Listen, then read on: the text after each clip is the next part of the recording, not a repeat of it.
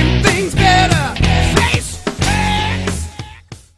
Hello and welcome to Wrestling with Memories. I am your joint host, Wax the Brain Hussein, joined as always by Fash, the $1 Million Fan. Now, you may be surprised to see us back, but we are definitely back, Fash. Isn't that right? Yeah, I could tell you were forgetting my name there, Wax, but you will never forget the name. The last time we were on together, Wax, was March of this year. Now, since then, there's been a lot of things that have been happening. There's been some videos. You went away to find yourself in a far, far land. Then I went away to find myself.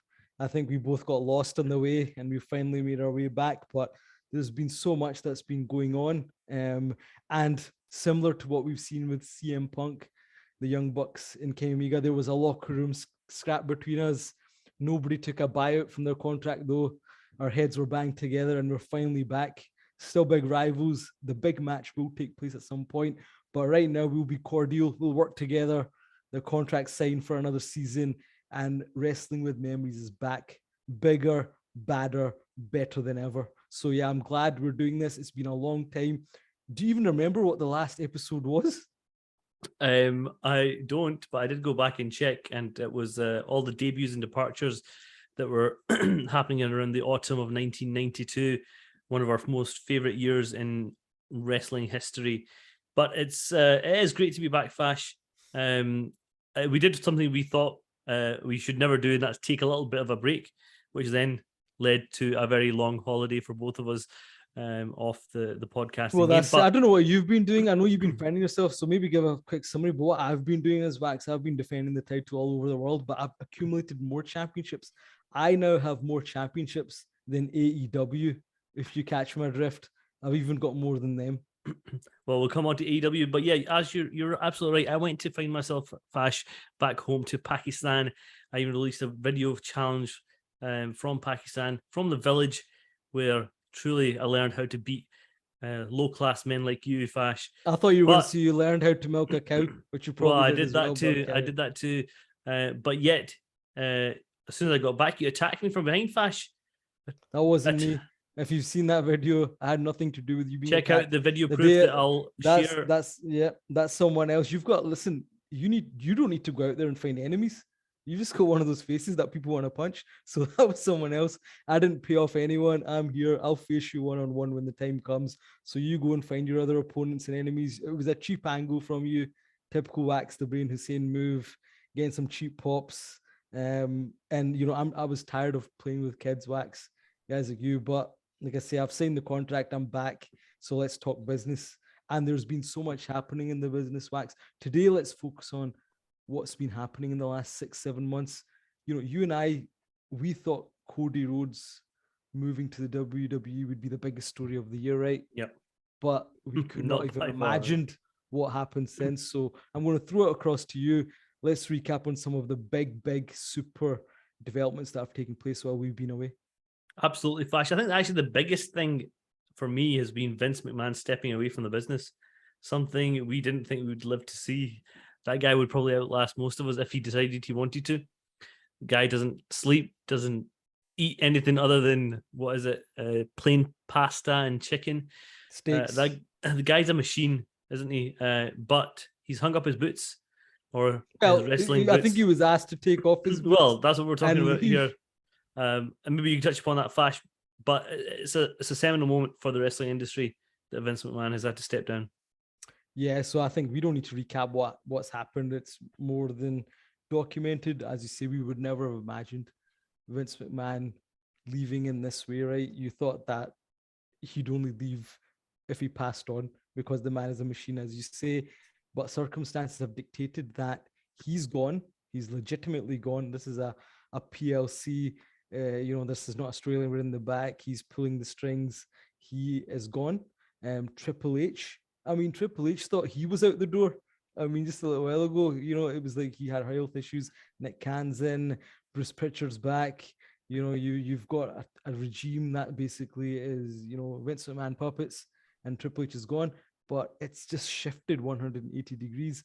Now the head of creative, the man that's really running it from a wrestling perspective, is Triple H with Stephanie there. Nick Khan's still part of the organization, very important.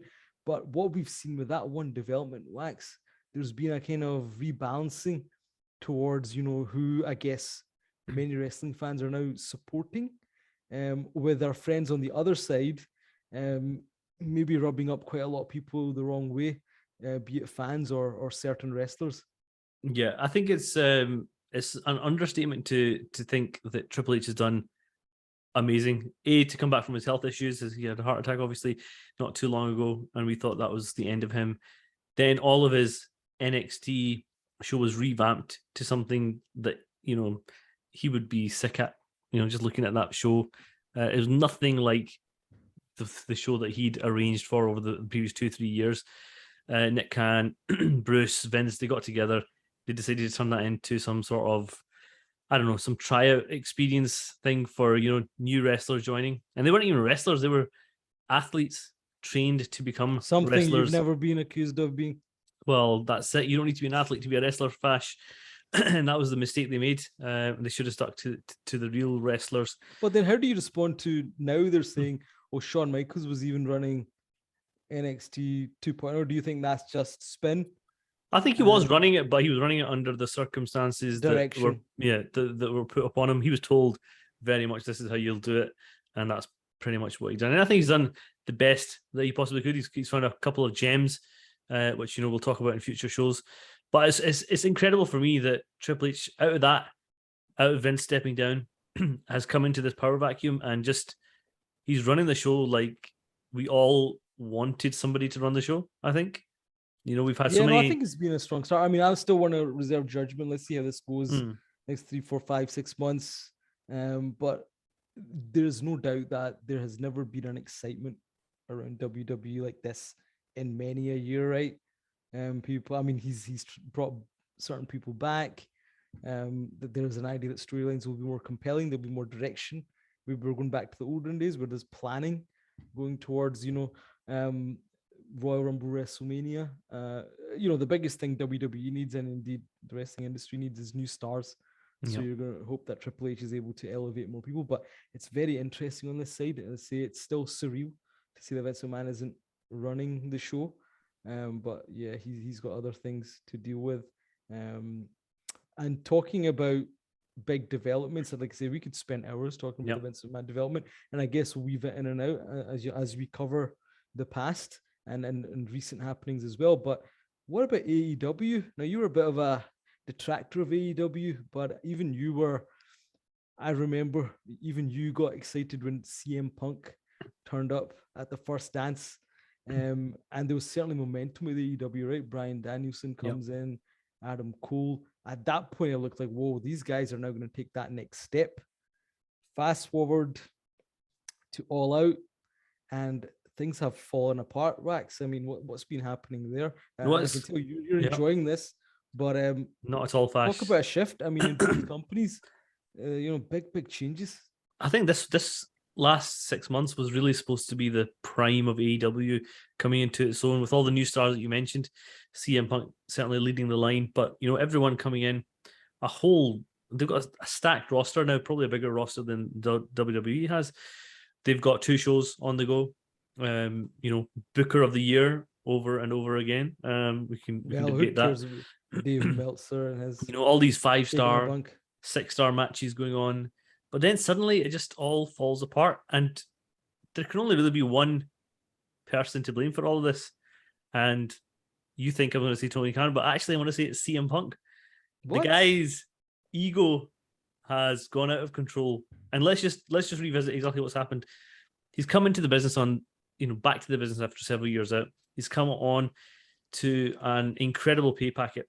I don't know the exact sum, but it is.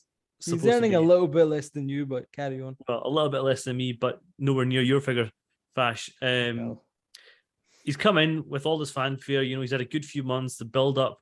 He's become the AEW World Champion, and then it just twice he's became champion. And despite his injuries and being taken off TV and then brought back right into the top spot, he didn't have the decency to sit next to the owner, his mentor. Outstanding. after All Out, and he His just mentor. I wouldn't call Tony Khan his mentor. as it's his business mentor, let's say, from AEW. But the guy who brought him in out of the cold, we can all agree on that. But yeah, that scrum, that post-event scrum, where he's sitting there, and out of almost nowhere, he reacts to a question from one of the reporters. I say reporters, but you know what I mean, wrestling journalists, about Colt Cabana, and he just goes off. And the next few minutes are just extraordinary. And I think even to this day, nobody can really believe what That's was said. incredible. I'm talking about surreal stuff. You watched that, and I think when I watched it, I messaged you straight away, and you're like, but you know, you're blaming CM Punk, and once again, everybody knows the background of what's going on, right? But why are you not criticizing? You know, and I see this now. There's this skew, all this kind of Dave Meltzer followers. Why are you not criticizing the Young Bucks? Why are you not criticizing Kenny Omega, Adam Page going off script? All these little things that were annoying CM Punk and many others. I'm presuming in the locker room that are not saying much now. Okay, CM Punk's gonna face the music, and there's recent update as well that we can jump into. But what about these other guys? Well, you talk about you know- Adam Page going off script. He made a couple of minor comments that CM Punk took to heart. Now we're talking about CM Punk, a guy who's gone off the record multiple times over his career to his own benefit. You know, he loves doing it because he knows it brings viewers to the television set. So, I mean, to me, that's not a big deal. The big deal was his ego getting in the way and him taking things too What personally. about the other guys? What about the other guys? Well, we'll come to the other guys. We'll come to the other guys. You're not addressing those guys, so I know you've got a thing for Young Bucks and Kenny Omega, but I mean, they are the heart of the AEW business. Like it or not, they're not the business. They're not. I would say the business. Their segments were not generating the same ratings. Yes, they have a fan base. We know as all the indie fans, the people that follow Japan. I think Kenny Omega is a great wrestler. Young Bucks not impressed with, but they were not the needle movers. Now you could argue CM Punk didn't move the needle as you'd expect, or Bryan Danielson, and I've got some rationale behind that as well. But the fact is, these guys haven't pushed things to the next level, and I would say they deserve to be equally punished. Yeah, well, I think on the point about their roles behind the scene as EVPs, as people who are supposed to be leaders of the business, they really left themselves a lot to be desired there, because in a position of power, there's no way that you can be behaving like that behind the scenes, regardless of what was said in a scrum after an event. No, but I'm talking about in general. This led from them gossiping, did it not? Leaks. That's the other side of it. So this built up slowly, like a crescendo, and then that was it. It was too far. Now, I don't condone what CM Punk did. I think it was disgraceful doing that in a live scrum setting when the boss is sitting next to you. But let's talk about the boss as well. He didn't do anything when he was sitting next to him and he was going on a big rant. He was actually kind of letting him speak. And in the end, he has a little kind of back and forth with him about the soft drink. And, so he's kind of endorsing in a way what's going on. So isn't the biggest issue here that Tony Khan has lost control, if he ever had it? And it's sad for me to say this because I wanted this guy to do really well. And I hope he does in the future. But he, lost control. Inmates have been running the asylum. And really, he's the one to blame for not just this episode, but bringing in so many people, lack of storylines, barring a few. I think he needs to shape up quickly. Now, there is a development. I'll speak about it. But what about Tony? I know you love to attack him as well, but you're not doing it today. Maybe you're on the take. What's happened? Not at all. I was going to come to Tony. He's second on my list in terms of people to blame. This guy's ego is almost as big as CM Punk's. Anytime he gets challenged, anytime somebody makes a comment on Twitter about his show, about his booking, about his stars, immediately he'll jump to try and defend it in long-winded paragraphs reminiscent of Fash's best days. It's just, to me, it's incredible that this guy is running a business or an organization at all. It clearly just goes to show he's got a bit of daddy's money. He's got no real experience running businesses. He's here just to have a bit of fun. Book a wrestling show because that's what his dream has always been. Doing the job that we would love to do, and I'm sure we would do. Yeah, Wax just described better. himself, except for the booking wrestling shows, which he would love to do. But everything else was very much representative of Wax as well and how he's got to the top. But that's it, right? He has lost control. He said he'd book everything himself. He's bought every new shiny wrestler in, and they've dropped the ball. So for me, this is it's sad what's happened. So as of just some minutes ago, they're talking about more developments coming out of this. Now, supposedly, post the brawl, Chris Jericho had a face-to-face with CM Punk, and there's rumors going around that he basically told him he was a cancer in the locker room. And he's and Chris Jericho, look, Chris Jericho is a very well-respected individual in the wrestling business. Wouldn't you agree with that, Fash? So if he's going up to CM Punk and saying, "You're out of line," surely. Well, I think I do respect Chris Jericho a lot. I love to meet the guy, but I think he's very political guy as well. He knows that he signed a multi-year contract after that. He knows he's in a good position. I think you and Jim Cornette could really debate on Chris Jericho and his aims in all of this. But look, it wasn't good. What I did appreciate was in the scrum, Chris Jericho did, in his segment, wind it back a little bit. He seemed like he was more in control than Tony Khan. But like I said, the inmates are running the asylum there. There's too much going on. I think the ratings have still held up. I mean, they never made the growth, but they've missed out on really taking that big step. And now I'm trying to think, how do they get back to it? Because for me, right, for closing this off, why I think Tony Khan, you've got all this stuff with people just doing what they want to do. For me, where it started to get cluttered was when he bought Ring of Honor. Yep. Pointless. You've got Ring of Honor storylines going on. You've got AEW storylines going on. They're not even facing one another. There's too much going on. Storylines which actually go nowhere. So there's lots of stuff going. You watch a show now, and there's just too much. Like there's too much disconnect between the two. Yeah. Yeah, it's just randomly. You're saying the number of titles they've got is a joke. Everyone's got a belt. That's why I joked that I've got more belts than them now. So I think it's about winding that back. A lot of people have said it. He does need to be a leader now, and I think he needs a booking committee. He needs somebody to come and manage those bits. He needs a proper talent relations guy. I know Tony Schiavone's supposed to be doing that role, but I think there has to be more structure. And they've got veterans on the roster, Wax. They've got Mark Henry. They've got William Regal. They've got Dean Malenko, Arn Anderson. There's Paul White's there. Surely these people can govern the locker room. There's just so much wrong there that I think you and I are going to have to go and fix this. If Tony wants to, give a shout out to other ethnic Pakistanis, then we'd be very happy to help him out, because I think right now he needs help. As I say, the swing in recent weeks when it comes to momentum, has kind of shifted. And then, talking about that, Ariel Helwani, somebody who you follow. Yep. What did you think of his recent comments in that interview that Tony Khan had with him? Well, I listened to bits of that interview, and it's not dissimilar to other interviews that Tony Khan does, in that he wants to talk about very much what he wants to talk about. He wants to really get across his messaging. If he doesn't like a question, he won't answer it properly. And that's exactly what he was doing in that interview. And I think Ariel was absolutely right. He was very frustrated in the way that Tony was responding. Obviously, it came off the back of some tough weeks for AEW generally. But, if you want to be a leader, be a leader. Answer the question. You want to be a tough guy in the wrestling business. Come and answer the questions.